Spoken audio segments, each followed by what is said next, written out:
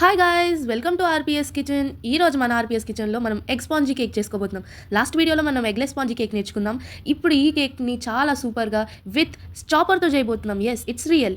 ఇప్పుడు దీనికి కావాల్సిన ఇంగ్రీడియంట్ 1 కప్ మైదాకి 1 cup sugar, 1/2 cup oil, 1/2 cup milk, vanilla essence, baking powder, baking soda. ఇప్పుడు మనం మిక్సీ జార్లో షుగర్ని వేసుకొని 2 ఎగ్స్ని ఆ బీటర్లో బీట్ చేసుకోవాలి. దేంట్లో అంటే చాపర్లో బీట్ చేసుకోవాలి. చాపర్లో బీట్ చేసుకున్న తర్వాత ఆ షుగర్ పౌడర్ని ఆ చాపర్లో వేసుకొని మనం అట్లా బీట్ చేసుకోవడం వల్ల ఫ్లఫీగా వస్తుంది. ఎగ్స్ని మిక్సీ జార్లో వేసుకుంటే అంత ఫ్లఫీగా రావు. మీరు హ్యాండ్తో అయినా బీట్ చేసుకోండి, లేకపోతే చాపర్ ఉంటే చాపర్తో బీట్ చేసుకోండి. మేము 2 ఎగ్సే వాడాము, మీరు కావాలనుకుంటే ఎక్కువ క్వాంటిటీ వాడవచ్చు. ఇప్పుడు దీంట్లో 1/2 కప్ ఆయిల్ పోసుకొని హ్యాండ్తో మిక్స్ చేసుకోవాలి.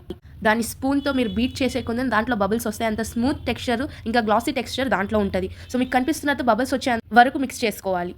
మేము తీసుకున్న మెజరింగ్స్ అన్ని కూడా ఒకే కప్పుతో తీసుకున్నాం. సో ఆ ఒక్క కప్పు క్వాంటిటీతోనే తీసుకోవాలి. సో మీరు వేరే వేరే కప్స్తో తీసుకొచ్చి ఒకే ఒక బౌల్ని యూస్ చేయండి. సో ఇప్పుడు 1 కప్ మైదాలో 1 tablespoon baking soda, 1 tablespoon baking powder వేసుకొని మిక్స్ చేసుకోవాలి. ఇప్పుడు దాన్ని జల్లెడతో జల్లించుకోండి. సో దట్ దాంట్లో ఉన్న ఏవైనా చిన్న చిన్న పార్టికల్స్ అన్ని కూడా రిమూవ్ అయిపోయి మీకు స్మూత్ పౌడర్ అనేది బయటకు వస్తుంది. సో దాన్ని కట్ అండ్ ఫోల్డ్ మెథడ్లో ఇప్పుడు మీరు మిక్స్ చేసుకోవాలి. సో ఇప్పుడు దాని కన్సిస్టెన్సీ థిక్ అవుతుంది. సో లిటిల్గా మిల్క్ పోసుకోవడం వల్ల అది కొంచెం లూజ్ అయ్యి మీకు మంచి స్మూత్ టెక్స్చర్ వస్తుంది. దాన్ని కంటిన్యూస్గా మిక్స్ చేసుకున్న తర్వాత దాంట్లో 1 టేబుల్ స్పూన్ వెనిలా ఎసెన్స్ వేసుకోండి. వెనిలా ఎసెన్స్ లేకపోతే రోజ్ వాటర్ వాడొచ్చు దాని బదులు.